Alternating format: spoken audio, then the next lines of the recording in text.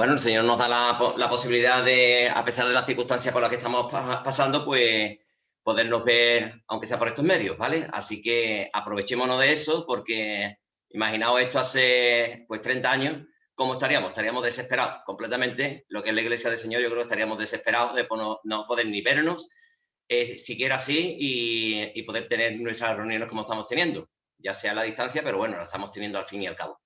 Así que le damos gracias al Señor por su provisión, aún en estos momentos tan complicados y difíciles. Vamos a dar comienzo, ¿vale? Le voy a pedir a Sara. Sara, por favor, da tus gracias y pides por este tiempo, ¿vale? Para encomendarlo en las manos del Señor.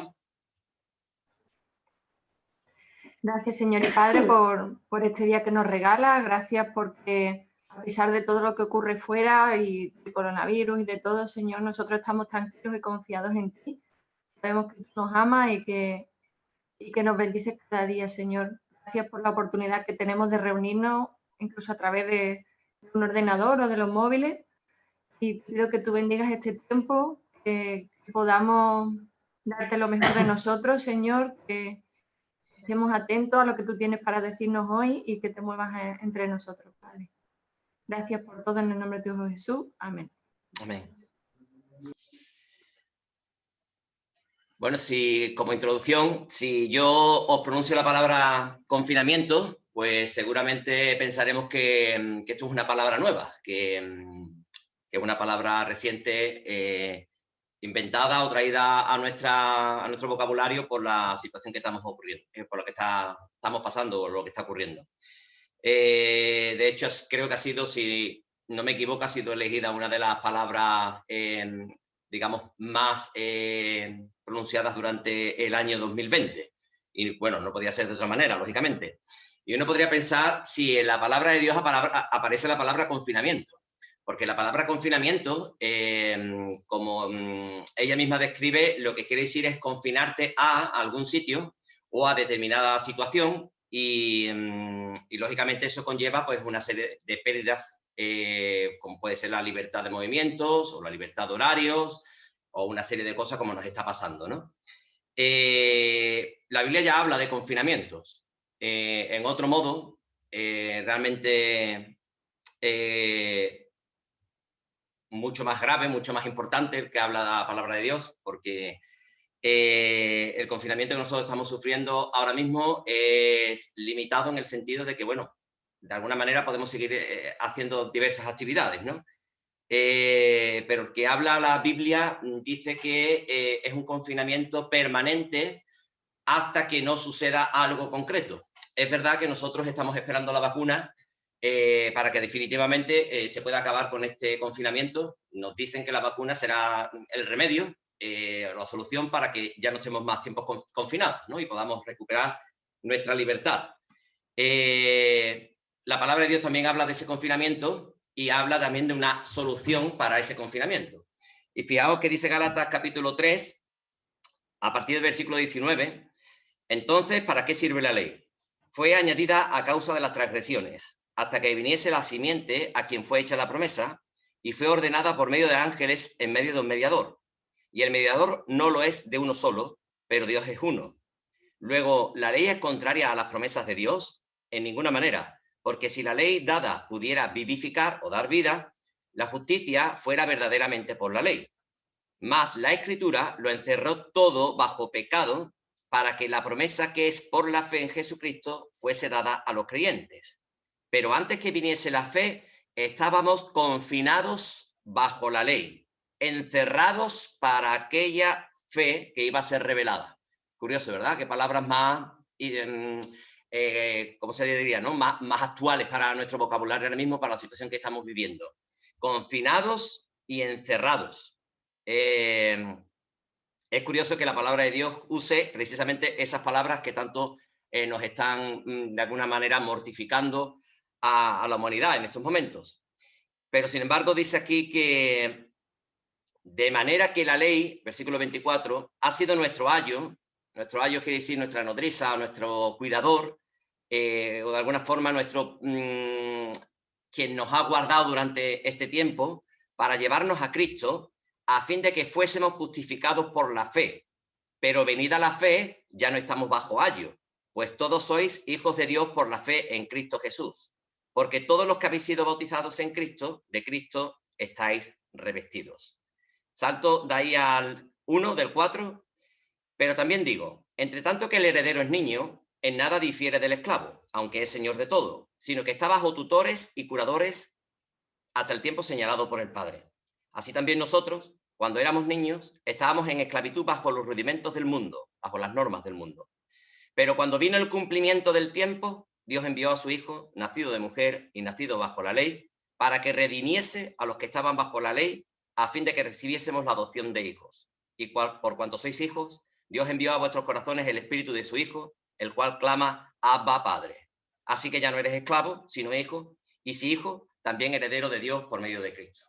Bueno, estas palabras de Pablo toman una importancia ahora mismo en estos momentos, yo creo que muy importante, porque de alguna forma estamos siendo un poco más conscientes de lo que significa estar encerrados y confinados. De alguna forma, no tener la libertad que hemos tenido hasta hace muy pocos meses. Antes la humanidad pues, ha vivido sin ningún tipo de problema y podía moverse tranquilamente y podía ejercer sus actividades, no había ningún obstáculo para ello. Ha venido esto y de momento todo se corta. Ahora estamos encerrados y confinados. Nos limitan nuestros horarios, nos limitan nuestros movimientos, nos limitan nuestras libertades, nos limitan las aperturas de nuestros negocios, etcétera, etcétera. De alguna forma esto lo que nos hace ver es la debilidad del ser humano. Esa debilidad ya la conocía el Señor. No en un aspecto como la que estamos viendo nosotros ahora, sino en el aspecto espiritual. La debilidad era la que acaba de describir Pablo. Estábamos encerrados y confinados bajo una ley que éramos incapaces de cumplir para satisfacer a Dios, por lo tanto estábamos predestinados a una condenación eterna, porque la paga del pecado es la muerte. Y no había alternativa, no había solución, no había esa vacuna que pudiera sacarnos de aquello. Era Dios quien tenía que actuar. Y Dios actuó en el momento propicio, en el momento adecuado, en el momento que Él había preparado desde antes de todos los tiempos. Dios no hace nada imprevisto, Dios no toma determinaciones según vayan las cosas, Él ya tiene un plan previsto y se va cumpliendo. El versículo 4 del capítulo 4 es impresionante porque nos debe dar una seguridad impresionante de cuál es el propósito de Dios para con el hombre y cuál es la seguridad y la confianza que podemos tener en Él.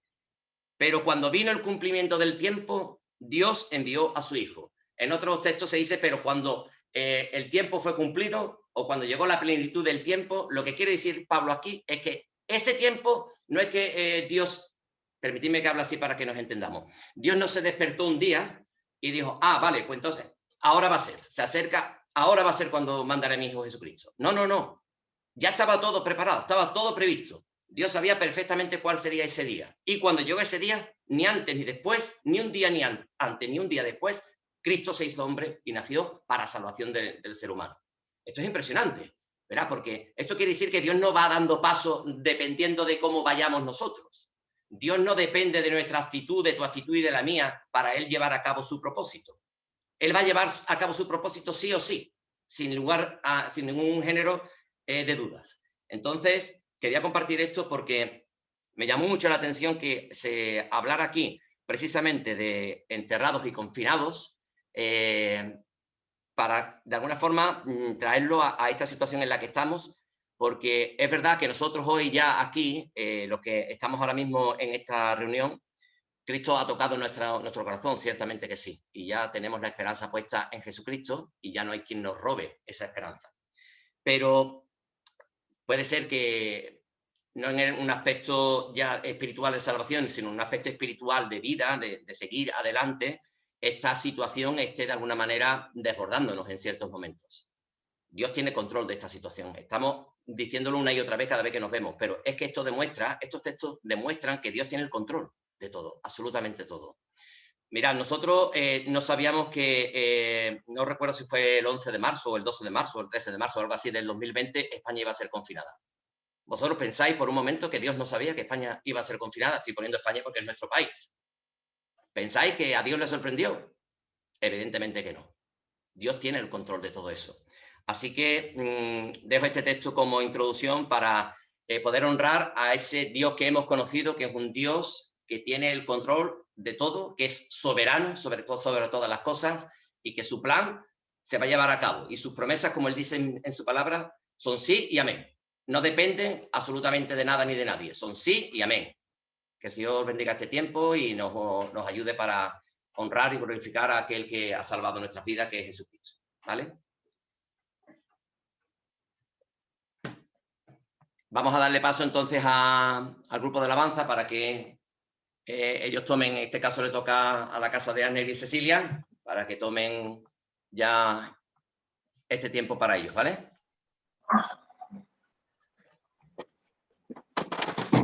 Hola, buenos días. Bueno, vamos a comenzar alabando al Señor, siempre tomando en cuenta que Dios nos ha regalado un día más y una semana más, y vamos a alabarlo con todo lo que somos, con toda nuestra mente, con toda nuestra alma y con todo nuestro corazón, entregando nuestros pensamientos a Él, y vamos a cantar esta canción que conocemos muy bien, que dice: que todo lo que soy, alabe al Señor.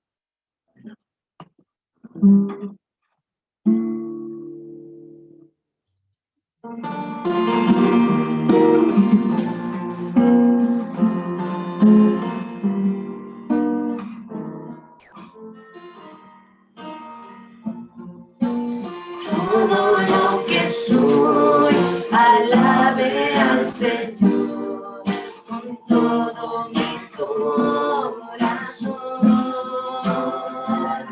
De tu grande amor cantaré, tu nombre alabaré. Sale el sol de su nuevo amanecer, cantaré a ti otra vez. Sea lo que venga, confiaré en ti. Alabaré hasta el anochecer. De todo lo que soy, alabe al Señor con todo mi corazón. De tu grande amor cantaré, tu nombre alabaré.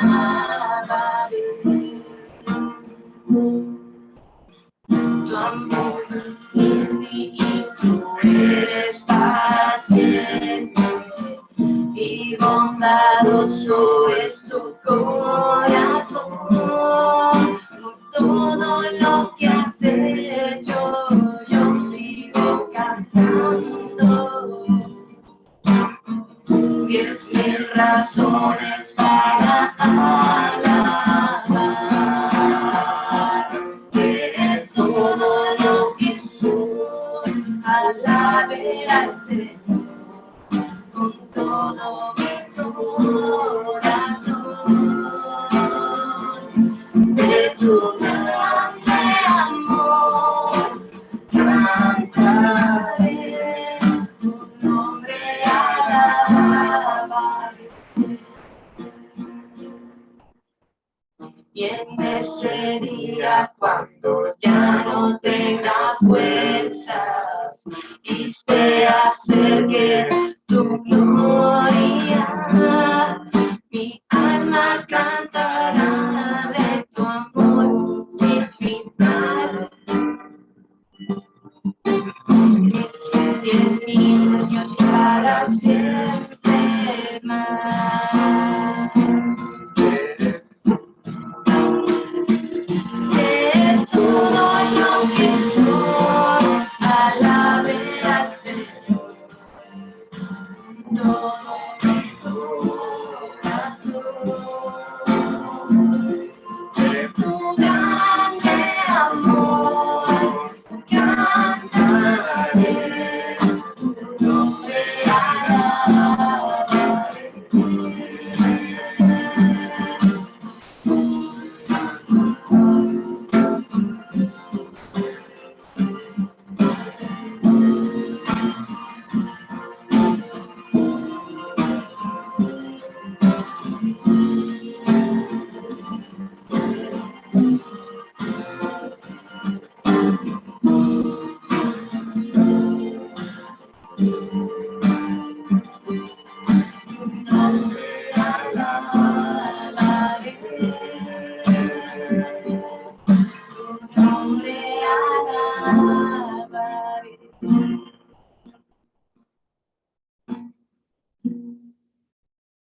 Así es.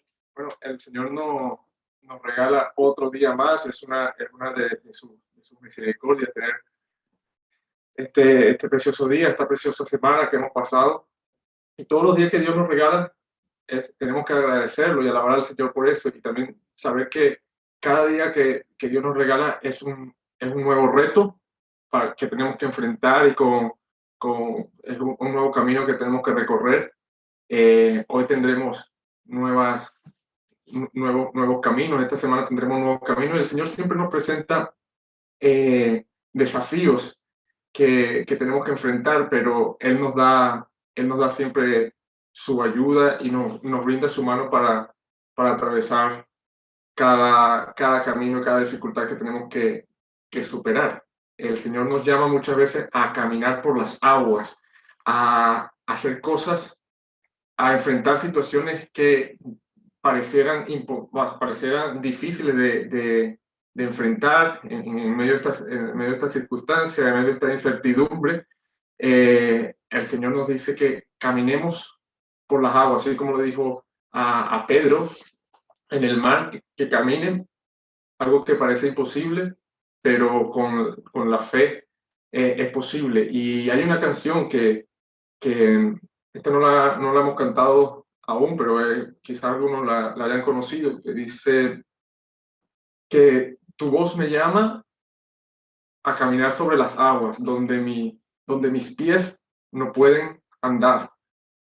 Y vamos a cantar esta canción y vamos a confiar en el Señor, que el Señor nos va a dar la fuerza y la capacidad para caminar sobre esas aguas que tenemos que caminar en los días que nos toca vivir en esta semana. Y dice así la canción.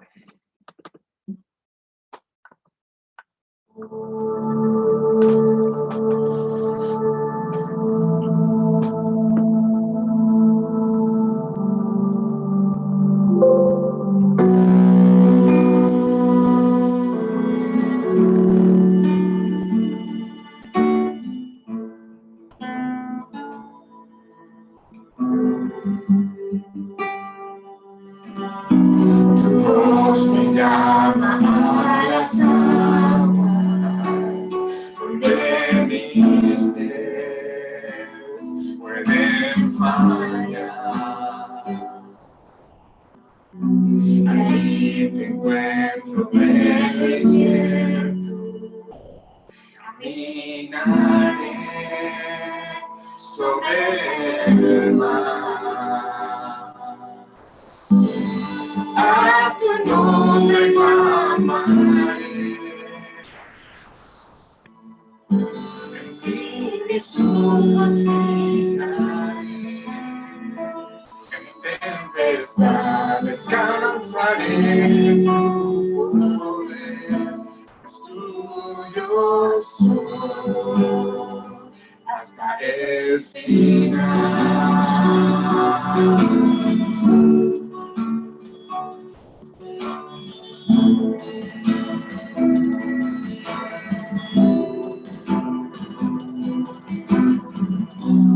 Gracia funda la tormenta, tu mano, Dios, me guiará. Cuando hay temor en mi camino, tú eres fiel y no cambiarás. A tu nombre clamaré, en ti mis ojos fijaré.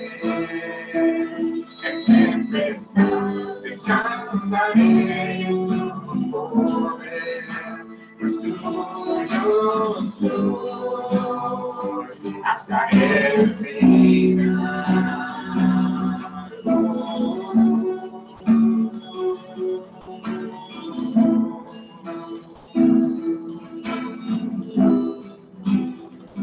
Hasta el final.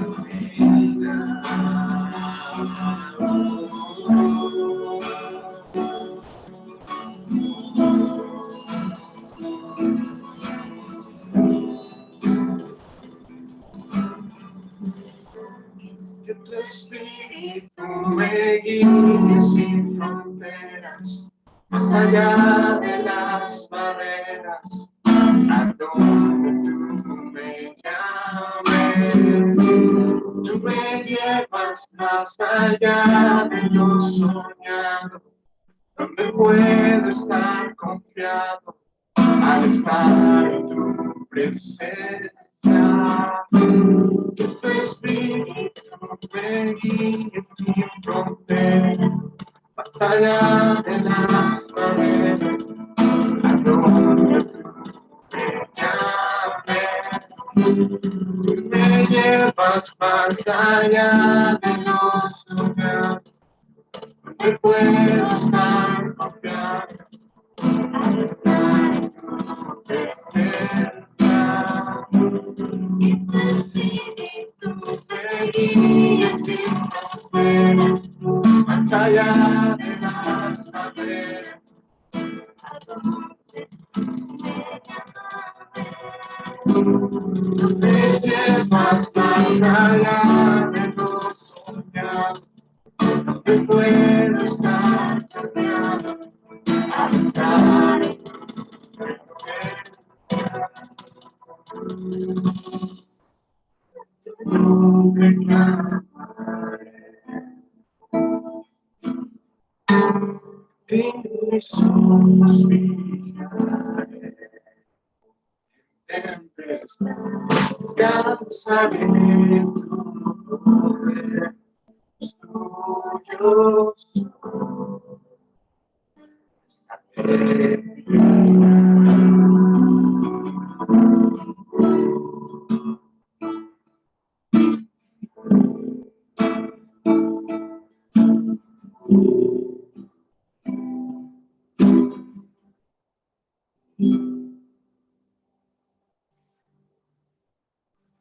Bueno, y nada, confirmo en que el Señor nos dirige con sus manos y que siempre está con nosotros. Y vamos a ahora tomar el momento para dar gracias por el sacrificio que el Señor Jesucristo hizo por nosotros en la cruz. Y no sé si alguien tiene alguna reflexión antes de pasar a la cena. ¿No? El pan y el vino. Para pasar el pan y el vino, ¿no? ¿Nadie tiene? Claro, sí, no quiero. ¿Quién lleva el pan y el vino?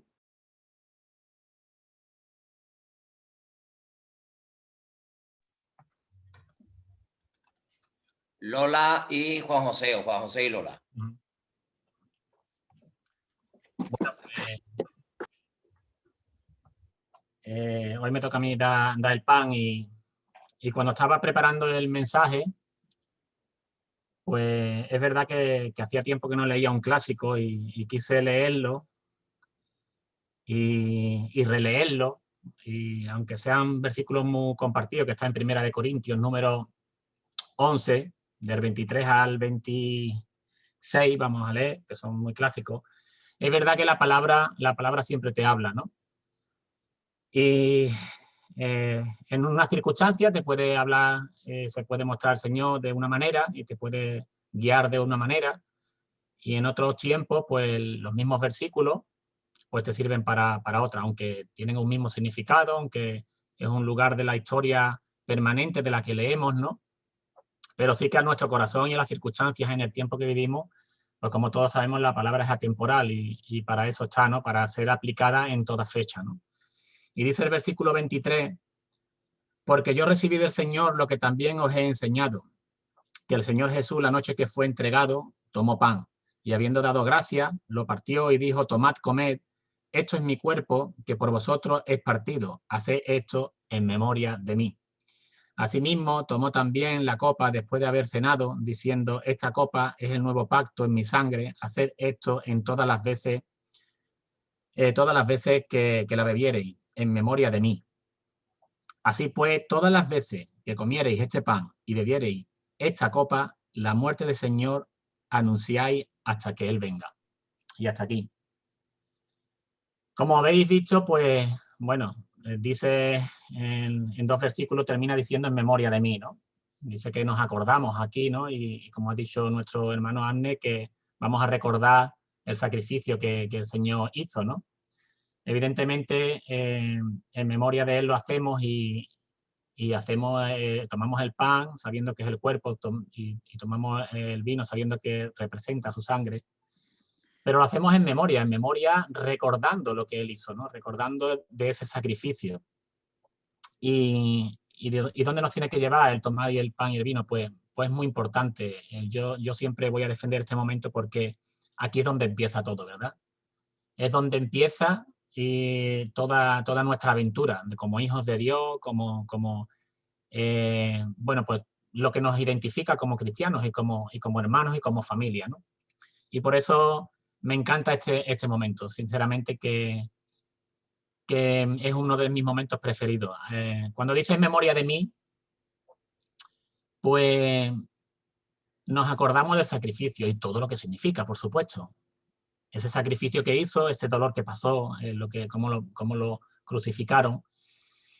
Y que todo eso lo hizo por nosotros y por cada uno de nosotros. Esto es lo más importante, ¿no? Lo hizo para redimirnos y perdonar nuestros pecados. Y pensaba yo al leer esto que qué grande es el Señor, ¿no? Qué misericordia tan grande.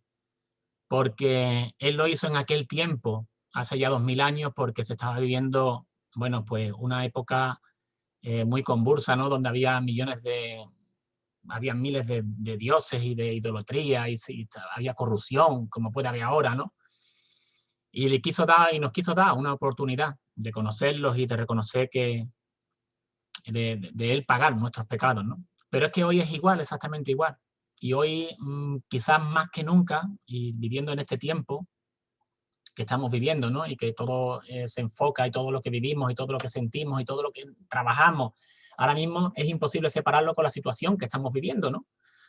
Porque es la que hay y es única, ¿no? Y quizá y ojalá no la pasemos de nuevo, ¿no? Y la pasemos pronto. Pero seguimos teniendo esa oportunidad tan maravillosa, ¿no? De estar aquí hoy recordando ese sacrificio, el poder decirle al Señor gracias porque tú fuiste a la cruz en mi lugar y anunciar su muerte, como dice el último versículo. Haremos esto hasta anunciar su muerte y sabiendo que, como dice en el 26, dice, la muerte del Señor anunciáis hasta que Él venga. Yo pensaba en esto, decía, Dios mío, cuando estemos con Él, Él decía que no iba a volver a tomar este pan hasta que no lo haga con nosotros, ¿verdad? Yo me quiero agarrar hoy a esa promesa y a esa esperanza, ¿no? De que cuando estemos con Él, podremos tomar el pan con Él. Y esto es maravilloso. En este tiempo que estamos viviendo, nos tenemos de agarrar a ese favor tan grande que tuvo con nosotros, que no fue otro que permitirnos tener esa esperanza en el tiempo que corra. No le importaba que fueran pandemias, no le importaba que fuera idolatría, no le importaba que fuera en guerra. Él promete lo mismo a todos y cada uno de nosotros, que Él lo va a hacer con nosotros cuando nosotros estemos con Él, cuando Él nos llame, cuando Él estemos en ese lugar tan maravilloso, como nos dice la palabra, que nos está preparando esa morada y que vamos hasta Él, y es gracias a su sacrificio. Señor y Padre, nunca me acostumbro a este momento, Padre, no quiero acostumbrarme, porque creo que, Señor, que no merecemos, Señor, tanta misericordia de tu parte, no merecemos tanto amor de tu parte. Lo que merecemos, Señor, es lo que tú sufriste en esa cruz, Padre, y aún así, Señor, tú tomaste mi lugar, Señor, tomaste nuestro lugar en cada uno de nosotros y permitiste, Señor, pues pasar por ese calvario, Señor, para que nosotros pudiéramos tener vida. Gracias, Señor, por todo ese amor inconcebible en nuestra mente. En tu nombre, amén. Amén.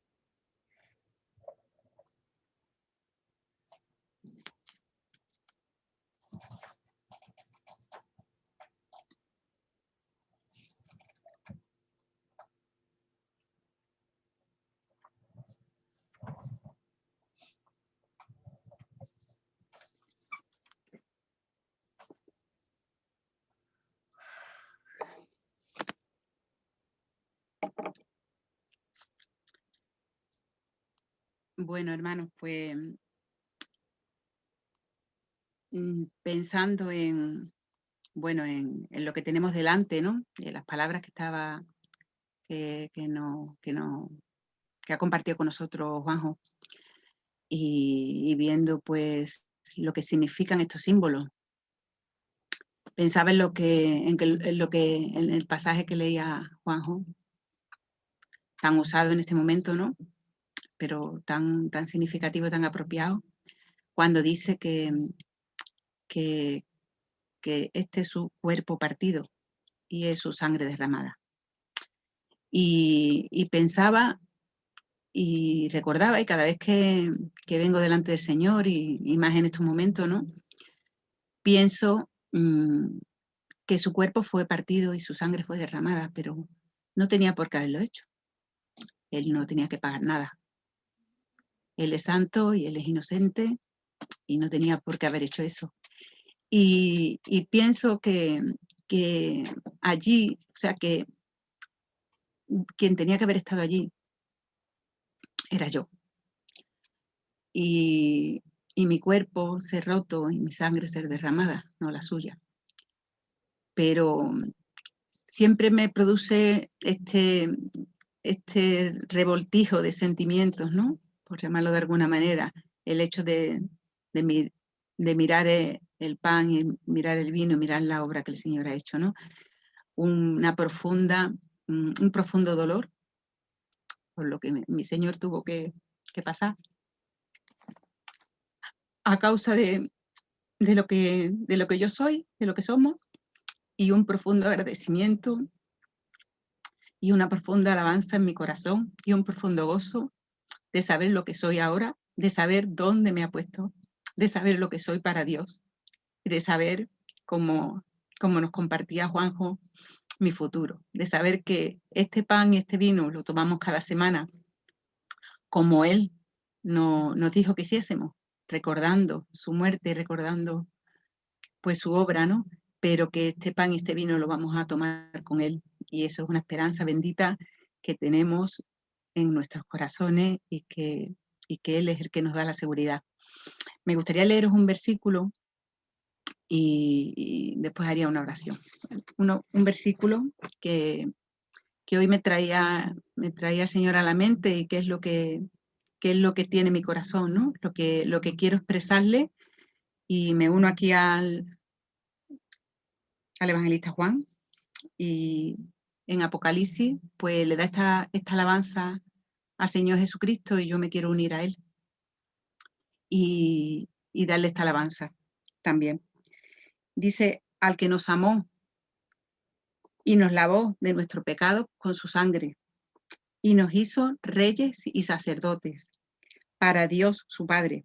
A Él, solamente a Él, únicamente a Él, sea la gloria y el imperio por los siglos de los siglos. Amén. Me gustaría hacer una oración. Señor Jesús, venimos ante ti con un corazón, Señor, agradecido, lleno de gozo, bendito Dios, de saber, Señor, que tú, Señor, nos has atraído a ti, de saber, Señor, que nuestra lista, Señor, que todo lo que tenías en contra de nosotros, Señor, ya está saldado, ya está limpio, ya no hay nada que nos pueda separar de ti, ya no hay nada que nos impida que vengamos a ti, ya no hay nada, Señor Jesús, que nos separe. Señor, es algo tan maravilloso, Señor. Es algo, Señor, no tenemos palabras para podértelo agradecer, bendito Dios. No tenemos palabras para poderte dar las gracias, Señor. Cuánto diste, bendito Dios. Cuánto nos amaste, cuánto nos amas, Señor Jesús. Hoy venimos ante ti un día más, como cada día, Señor. Pero solamente, Señor, queremos decirte lo que tú ya sabes, lo que te hemos dicho tantas veces, lo que tú ves en nuestros corazones, que aquí tienes nuestra vida, que no tenemos nada, Señor, pero lo que somos te lo damos a ti, Señor. Porque eres el único digno, porque no queremos otra cosa, porque no queremos vivir para nada ni para nadie más que no seas tú, Señor. Señor Jesús, eres grande, bendito Dios, tu amor ha sido grande, bendito Dios. Señor, has podido conquistar nuestras vidas, has podido hacernos tuyos. Señor, te damos las gracias con toda la fuerza de nuestro corazón y te decimos, Señor, que te amamos, bendito Dios, que te amamos profundamente y que queremos que nuestras vidas sean para la gloria de tu nombre. A ti, Padre, y a ti, Señor Jesús, y a ti, bendito Espíritu, sea la gloria por siempre, en tu santo y bendito nombre. Amén.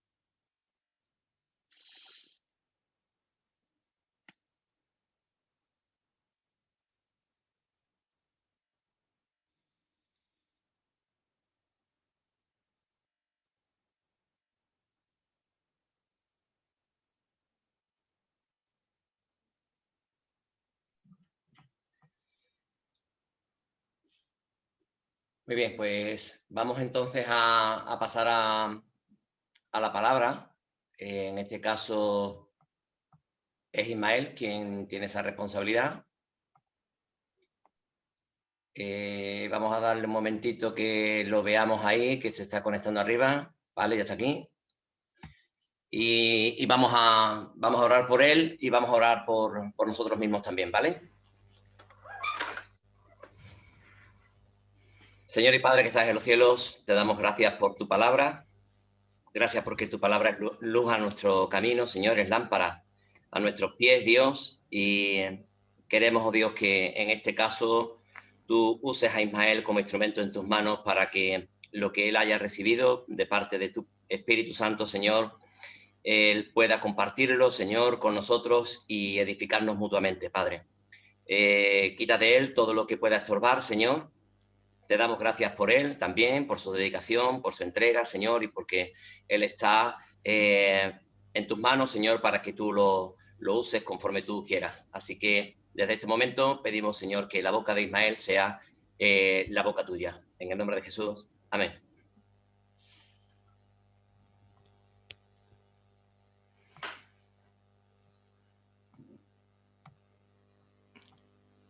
Ah, vale. Muy bien, creo que se me escucha, ¿no? Creo que se está escuchando, hacerme así con la mano. Perfecto. Vale, voy a aprovechar y voy a silenciar a mis padres. Ah, mira, se han silenciado. Oye, qué bien. Ya han aprendido, ¿eh? Ya veo que he dejado unos buenos discípulos porque he visto que hasta me habéis puesto en pantalla completa ya directamente, así que muy bien, muy bien. Veo que os tengo bien enseñado. No, pero es broma, es broma, es broma.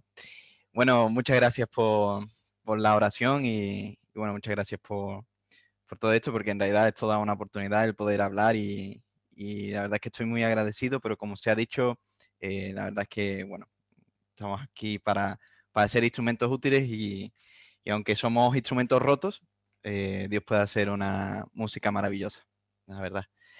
Así que nada, bueno, me vais a disculpar que, como diría David, vuelva a estar en Inglaterra. Y es que en este caso estamos utilizando el portátil antiguo porque así da mayor comodidad. Así que bueno, sin más demora, comenzamos, por así decirlo. Principalmente, bueno, espero que estéis muy bien. Y nada, volvemos a lo que es el online. En este caso ya no me toca poder hacerlo presencial. La verdad es que para mí bueno, yo prefiero estar presencial, es algo mucho más agradable el poder estar viendo directamente y te sientes más arropado.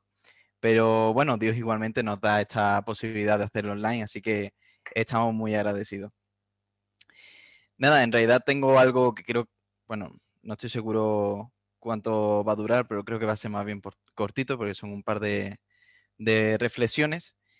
Pero es que justamente, bueno, durante mi lectura he pasado desde el Antiguo Testamento hasta el Nuevo Testamento. Y claro, me gustaría conectar un par de historias que me parecieron muy interesantes y que quisiera destacar. De hecho, quisiera comenzar con una historia que se encuentra en el libro de Zacarías. Vamos a estar tratando un poco una historia de Zacarías y luego pasaremos a Mateo. Y nada, precisamente esta historia pues trata un poco sobre mi tema o mi labor o ámbito de estudio, porque se trata de una visión que tiene Zacarías en un juicio, ¿vale? Estamos hablando de Zacarías 3. Aquí. Zacarías 3. Y en principio vamos a leer el pasaje. Voy a poner rápidamente un poco en contexto lo que está ocurriendo. Y bueno, Zacarías fue un profeta de Israel, cuando Israel ya en la época de 538 a.C., en un momento donde ya Israel ha vuelto del exilio de Babilonia y están en la reconstrucción del templo. Y entonces al profeta Zacarías el profeta Zacarías empieza a tener una serie de visiones, una serie de sueños, y uno de ellos es este que vamos a tratar hoy. En Zacarías 3 voy a ir leyendo y voy a ir haciendo pequeñas pausas. Así que vamos a empezar con Zacarías 1 hasta el 3. Lo leo. Dice, me mostró al sumo sacerdote Josué, el cual estaba delante del ángel de Dios, y Satanás estaba a su derecha, a su mano derecha, para acusarle. Y dijo Dios a Satanás, Dios te reprenda, oh Satanás, Dios que ha escogido a Jerusalén te reprenda. ¿No es este un tizón arrebatado del incendio? Y Josué estaba vestido de vestiduras viles y estaba delante del ángel. Bueno, aquí en estos 3 primeros versículos vemos como Zacarías ve al sacerdote del templo Josué, del templo reconstruido, y lo ve en una visión que a mí me pareció muy interesante. Parece como que estamos en una especie, yo me lo imaginaba como una especie de juicio, de tribunal, ¿no? Por eso mi ámbito de estudio, yo que estudio esto un poco de derecho, y me pareció muy interesante cómo Satanás estaba ahí acusando a Josué, mostrándole a Dios, o en este caso en mi opinión es a Cristo, cómo Josué en realidad estaba en pecado. Y, y me pareció muy interesante la frase que responde, que es, ¿no es este un tizón arrebatado del incendio? Ya estuvimos hablando un poco sobre la historia de, bueno, no sé si la recordáis, la historia de cómo los amigos de Daniel cayeron, bueno, fueron echados a un, a un foso, no al foso de los leones, sino al horno de fuego, que no me salía, y, y vemos cómo no se quemaron, ¿no?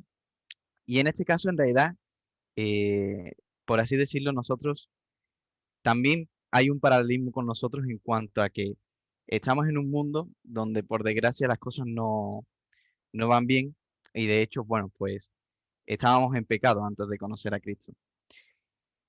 Pero me encanta la imagen que hay con Cristo diciendo, no es este, Josué, un tizón arrebatado del incendio.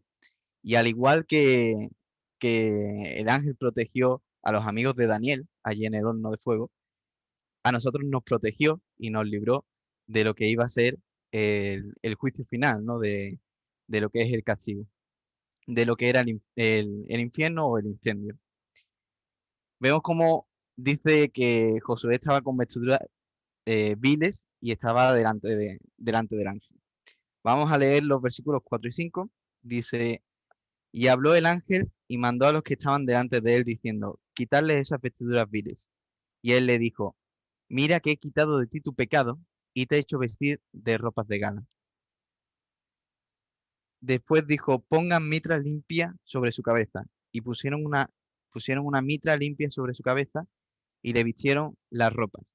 Y el ángel de Dios estaba en pie. Bueno, pues aquí vemos una simbología que es estupenda de cómo Josué es limpiado de sus vestiduras sucias y puesto con vestidos limpios. Y es una imagen maravillosa de lo que Cristo ha hecho en nosotros. Nosotros, como decíamos, estábamos en el incendio, en el mundo, en pecado, antes de conocer a Cristo, pero Dios nos limpió y nos cambió de vestiduras para ponernos vestiduras limpias. Y la verdad es que me pareció un mensaje maravilloso. Si continuamos del 6 al 8, hay una promesa de nuevo de lo que hará el Mesías. Y el ángel de Dios amonestó a Josué diciendo, así dice Dios de los ejércitos, si anduvieres por mis caminos y si guardares mi ordenanza, también tú gobernarás mi casa, también guardarás mis atrios, y entre estos que aquí están te daré lugar. Y dice, escucha pues ahora, Josué, sumo sacerdote, tú y tus amigos que se sientan delante de ti, porque son varones simbólicos. He aquí, yo traigo a mi siervo el renuevo. Bueno, el renuevo era una forma de decir el Mesías, ¿no? Es por así decirlo, un simbolismo, un sinónimo, la palabra del renuevo. Y es así, ¿no? En este caso estaba utilizando a Josué como ejemplo de lo que iba a hacer Cristo, ¿no? De cómo Cristo nos iba a cambiar esas vestiduras, nos iba a limpiar de pecado. Terminamos con el 9, del 9 y el 10. Dice, porque aquí aquella piedra que puse delante de Josué, sobre esta única piedra hay 7 ojos. He aquí yo grabaré su escultura, dice Dios de los ejércitos, y quitaré el pecado de la tierra en un día. En aquel día, dice Dios de los ejércitos, cada uno de vosotros convidará a su compañero debajo de su vid y debajo de su higuera. Bueno, decir primeramente que... ¿dónde está? Convidará significa compartir, ¿vale? En este caso yo no sabía este significado, así que lo comparto por si alguien lo desconoce también. Significa compartir. Y es que, bueno, en estos últimos versículos, especialmente en esta parte donde convidará con su compañero, se refiere al tiempo del milenio, donde estaremos compartiendo en armonía. Pero justo antes de esta parte, dice que quitaré el pecado de la tierra en un día. Y efectivamente así ocurrió. En un único día, en el día de la crucifixión, Cristo cargó con todos nuestros pecados. Y me parece increíble porque recordemos que Zacarías escribe, como digo, en el 538, bueno, más o menos, 538, quizá un poco más tarde, eh, esta profecía. Entonces me sigue pareciendo increíble las visiones que tenían los profetas del Antiguo Testamento y algunos profetas llamados menores, que ya digo que no debemos dar, eh, como tener en baja estima a estos profetas, porque desde luego que vieron cosas maravillosas. Recomiendo mucho el libro de Zacarías, pero quería compartir este pasaje porque ejemplifica muy bien, como digo, lo que Cristo hizo en la cruz. Como Josué, en la visión de Zacarías, es cambiado de ropa y digamos, sacado de ese tizón del incendio, como un tizón del incendio, sacado de ese incendio y limpiado de su pecado. Y eso es lo que Cristo hizo con nosotros allí en la cruz, en aquel día único donde fuimos salvados y ya nada fue igual. Y claro, leyendo estas cosas, me pareció increíble porque, como digo, Josué estaba con vestiduras viles. Me pareció increíble digamos, la bondad de Dios de que Josué se presentara ante Dios, por así decirlo, con estas vestiduras y cómo Dios las cambió. Claro, Josué no podía de ninguna forma quitarse esas vestiduras por sí mismo. Necesitaba que Dios lo hiciera, como nosotros necesitamos que Dios nos salvase en aquel día en que confesamos que lo aceptábamos como nuestro Salvador, porque nosotros mismos no podíamos ser salvos. Y me pareció increíble eso, cómo Josué no podía hacerlo por sí mismo, pero cuando estaba leyendo ya Mateo, me pareció increíble cómo alguien sí pudo o sí podría presentarse sin ninguna mancha, sin ninguna vestidura vil. Y es porque estoy hablando del pasaje de Jesús cuando es tentado, en Mateo 4. Sí, bien digo, en Mateo 4. ¿Por qué me llamó mucha atención? Bueno, porque realmente mm, quizá a veces leemos este pasaje y no nos paramos o no o podemos dejar pasar el hecho de cómo Cristo fue tentado, ¿no?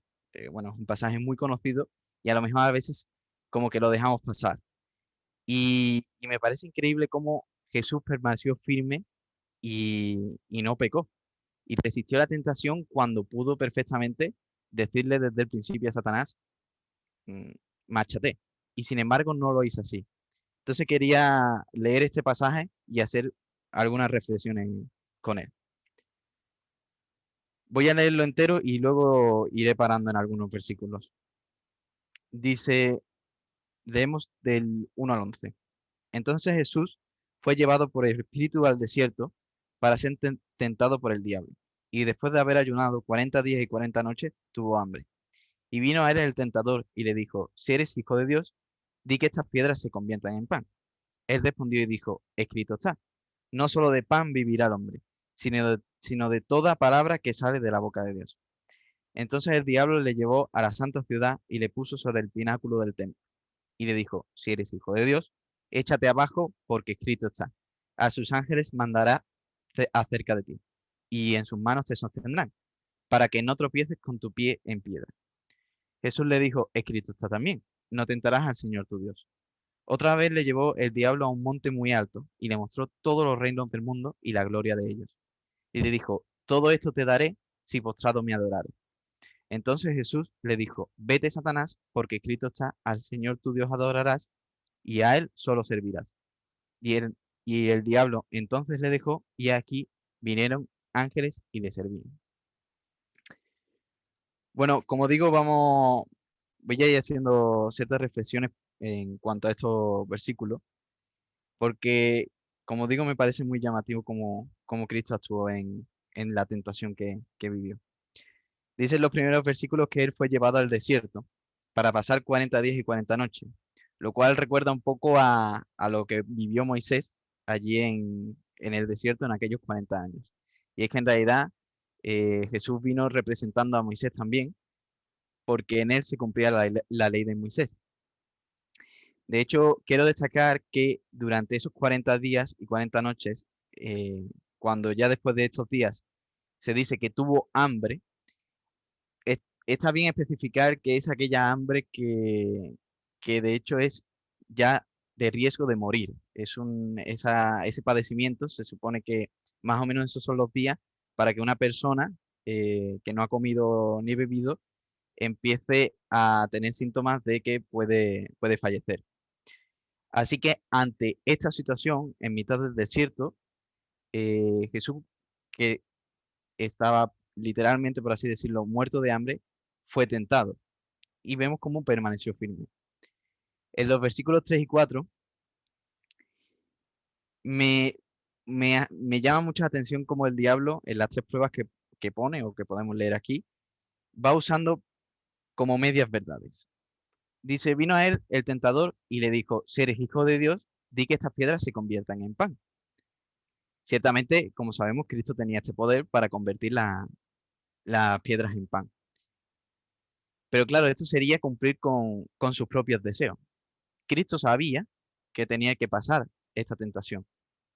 Y, y lo que el diablo le estaba sugiriendo era que cumpliera sus deseos. A priori no tiene nada de malo. Simplemente sería convertía las piedras en pan y se alimentaba. A priori no suena nada mal. Y es que, como digo, el diablo es muy astuto y consigue que la verdad se distorsione de forma que, ya digo, nos cuente una media verdad que a priori parece bonita, a priori parece buena, pero que en realidad no son los deseos de Dios. Y como digo, Cristo respondió de forma muy sabia cuando dijo, escrito está, no solo de pan vivirá el hombre, sino de toda la palabra que sale de la boca de Dios. Es decir, Cristo lo que le estaba respondiendo aquí al diablo es, no voy a hacer mi deseo, como a ti te gustaría, sino el deseo del Padre. Entonces, me parece maravillosa la respuesta que da Cristo aquí. Pero de nuevo vemos como el diablo le vuelve a tentar con una media verdad. cuando le lleva al pináculo y le dice, échate abajo porque los ángeles te sostendrán. Aquí el diablo cita a Salmo 91 del 1 al 2, perdón, del 11 al 12, pero lo usa fuera de contexto. Y no solo eso, sino que se salta una parte que es la más importante. Ya digo que el diablo, el dicho del diablo, que se dice del diablo, de más sabe el diablo por viejo que por diablo, tiene su cierta lógica y su cierta verdad, puesto que el diablo también conoce la palabra de Dios, no la desconoce, y la puede usar precisamente para tentar, pero la usa, como hemos dicho, usando la verdad de forma distorsionada, de forma que sea una media verdad, que es la peor de las mentiras. En ese salmo, que lo voy a leer, Salmo 91, lo tengo por aquí, Salmo 91, del 11 al 12. Perdón, sí, bien digo, del 11 al 12. Dice, pues a sus ángeles mandará acerca de ti, que te guarden en todos tus caminos. En las manos te llevarán, para que tu pie no tropiece en piedra. Claro, aquí Satanás es muy astuto porque excluye la parte de en todos tus caminos. Y como sabemos, no era de parte de Dios que Cristo se mostrase de esta forma, echándose delante de todo el pueblo y mostrando cómo los ángeles lo iban a salvar. Eso no eran dentro de los planes de Dios. Entonces vemos cómo Satanás, como digo, retuerce la palabra de Dios para decir una media verdad y que sea una mentira. Pero vemos la respuesta de Cristo y me gustaría que nos quedásemos con esta respuesta, porque Cristo responde, escrito está también, no tentarás al Señor tu Dios. Claro, esto se encuentra en Deuteronomios 6:16, de hecho se mencionan en otros pasajes de la Biblia. Entonces Cristo, digamos que responde a Satanás usando correctamente la Biblia. Y me pareció muy llamativo lo que es el conocimiento de la Biblia para poder contrarrestar esta tentación. Por último, en la última tentación, también le vuelve a decir Satanás una media verdad al ofrecerle los reinos del mundo. Y es que ciertamente, como dice Juan 12, Satanás es el príncipe de este mundo. Realmente él tiene poder para gobernar a las ciudades que hay en el mundo, porque este es su tiempo ahora mismo. Entonces, lo que Satanás le estaba ofreciendo a Cristo aquí es, oye, pues ya que tú has venido a ganar al mundo, puedes hacerlo sin pasar por la cruz. No tienes necesidad de esto si te arrodillas ante mí, si me adoras a mí. Claro, como hemos dicho, el contexto en el que vivía Cristo, que acababa de pasar 40 días en el desierto, que literalmente podía fallecer de hambre, me llama muchísima atención cómo Cristo mantuvo la compostura y respondió, al Señor tu Dios adorarás y a Él solo servirás. Como vemos, como vemos, Cristo en ningún momento cayó, en ningún momento pudo despojarse de aquellas vestiduras limpias. De hecho, Cristo le dijo, vete, Satanás. Esto lo podemos ver en Santiago 4:7, cuando dice, resistid al diablo y huirá de vosotros. Porque no es el símbolo de la cruz lo que hace que Satanás huya, sino lo que Cristo hizo en la cruz, lo que está escrito en la palabra. Porque la palabra es la que tiene el poder para acobardar al diablo y aplastar sus tentaciones. De hecho, vemos como al final, efectivamente, vienen los ángeles a servir a Cristo y principalmente suponemos que le aportaron los alimentos y todo lo necesario que él necesitaba. Entonces, claro, ¿por qué quería hablar sobre la tentación que vivió Cristo y sobre el pasaje de Josué? Bueno, es porque muchas veces podemos pensar que como nosotros ya hemos pasado lo que pasó Josué, ¿no? De lo que es que fuimos limpiados de aquellas vestiduras viles de nuestra ropa sucia de nuestro pecado, podemos pensar que bueno, que ya está, por así decirlo, ya está todo bien, ya está todo hecho, por así decirlo, y que ya en realidad el diablo no tiene poder sobre nosotros, que ciertamente, por suerte, nosotros ya somos salvos.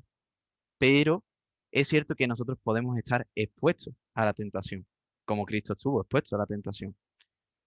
Y quería destacar hoy cómo Cristo tenía ese conocimiento bíblico para responder a las tentaciones de Satanás. Como dije al principio, Cristo podría haber dicho desde el principio, Satanás, márchate, porque él tenía poder para hacerlo y Satanás hubiese tenido que ir al momento.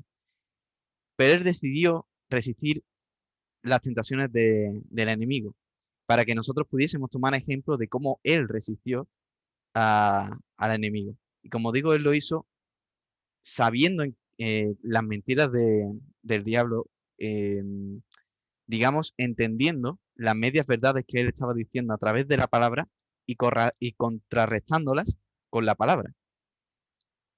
Justamente después de este pasaje, ya comienza el capítulo 5 con las bienaventuranzas, de las que ha estado compartiendo mi tío, y son un poco de las instrucciones, por así decirlo, o el mapa, de, de cómo es el sentir de alguien que sigue a Cristo, ¿no? En este caso no la vamos a tocar porque, como digo, tenemos los mensajes de mi tío, de las bienaventuranzas, pero me parecieron muy interesantes de cómo Cristo da estas instrucciones, ¿no? Y como digo, y es lo que quería compartir hoy, quisiera que tomásemos esta referencia de cómo Cristo resistió la tentación allí en el desierto y de que ciertamente nosotros fuimos limpiados de nuestro pecado, pero por desgracia seguimos en este mundo que sigue en incendio, sigue en un incendio y el enemigo va a seguir tentándonos.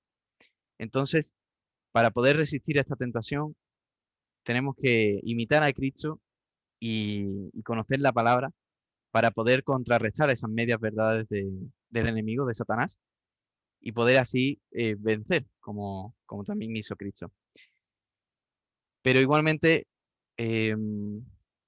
quisiera terminar en oración y quisiera terminar en una oración de agradecimiento a lo que Cristo hizo, porque Él decidió mm, pasar esta tentación, pasar por la cruz y sin pecado, como Él era, decidió cargar con todo mi pecado.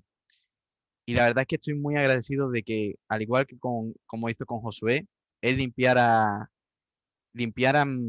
mis vestimentas y decidiera salvar mi vida. Y no solo esto, sino que seguir conmigo cada día. Y la verdad es que tengo hambre de aprender más y más de Él y poder así resistir en sus caminos. Así que vamos a orar, terminamos en oración y ya daré paso para que podamos despedir la reunión. Sí, Señor, gracias porque tú estés con nosotros, Señor. Gracias porque tú nos cuidas y nos guardas y gracias, Cristo, por lo que tú pasaste, Señor. Gracias porque tú no decidiste ceder ante Satanás, Señor, no decidiste arrodillarte ante él o ante este mundo, sino que tú decidiste resistir, Señor, resistir por nosotros, Señor. Tú podrías haber hecho con un chasquido que todo desapareciera, Señor, pero decidiste permanecer, Señor. Tú podrías haberle dicho a Satanás que huyera, Señor, pero decidiste resistir, Señor. Y te doy las gracias por ello, Señor. Te doy las gracias por lo que tú hiciste en la cruz, Señor, y gracias porque me salvaste, Señor. Gracias porque yo estaba en un incendio, Señor, y tú me rescataste, Señor. Gracias porque tú limpiaste mis vestiduras viles, Señor, y ahora que soy limpio, Señor, te pido que me ayudes a resistir, Señor. Te pido que me ayudes a conocerte, Señor, mejor, a conocer tu palabra, Señor, a tener hambre de ti y, y de esta forma poder resistir, Señor, a este mundo. Te pido que tú nos sigas guiando, Señor, que nos cuide a toda la congregación y Señor, que siempre sea tu deseo y no el nuestro, Señor. Gracias por todo lo que por todo lo que tú hiciste, Señor, y líbranos, Señor. En el nombre de Jesús. Amén. Muy bien, pues ya he terminado en este caso, así que doy paso a mi padre a ver si atina. Esperemos que haya demostrado lo que le he enseñado. O sea, que demuestre lo que le he enseñado. A ver.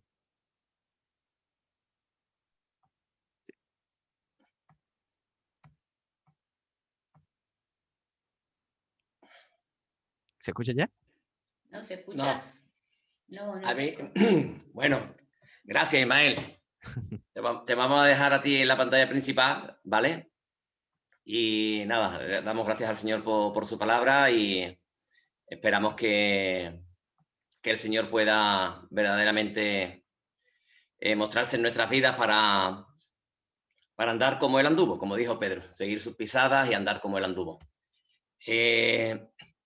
Bueno, vamos a terminar, como siempre, la reunión en cuanto a lo que es la reunión en sí, ¿vale? Y ahora, pues, como solemos hacer, pues permanecemos un ratito, hablamos, contamos alguna cosa que a lo mejor pueda ser de interés y compartimos un rato, ¿vale? Así que vamos a despedirnos en oración. Le voy a pedir a Juani. Juani, ¿serías tan amable de despedirla este tiempo, por favor?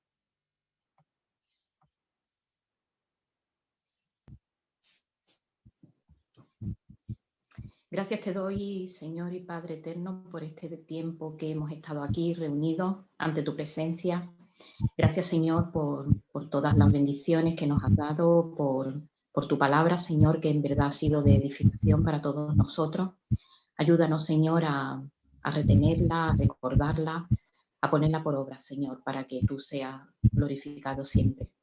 Gracias te doy por todo en el nombre de Jesucristo, nuestro Señor y Salvador. Amén. Amén.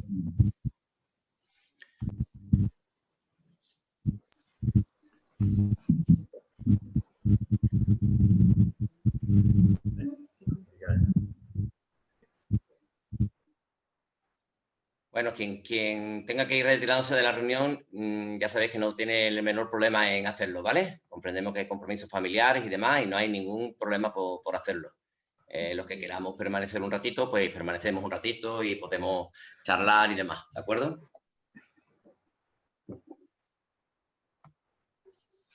Bueno, primero quería dar gracias a Ismael por lo que ha compartido hoy, porque precisamente ayer estábamos estudiando Loli y yo, de verdad, de nuestros estudios. Y estábamos comentando precisamente la importancia de saber la palabra y para mí ha sido muy revelador, ¿no? Estábamos hablando de eso, ¿no? De lo importante que era saber la palabra, porque estábamos descubriendo cosas nuevas en el estudio del arca y estábamos muy interesante, David, por cierto, lo de la pregunta que tenemos pendiente, pero nos hablaba en otro sentido que decía esto, ¿no? Lo importante que es saber la palabra, pues, y hoy me ha revelado me ha encantado porque me ha dado en el punto que estábamos buscando. La verdad es que ha sido muy revelador para mí y le quiero dar las gracias. Y lo segundo, que el mantener visto me encanta.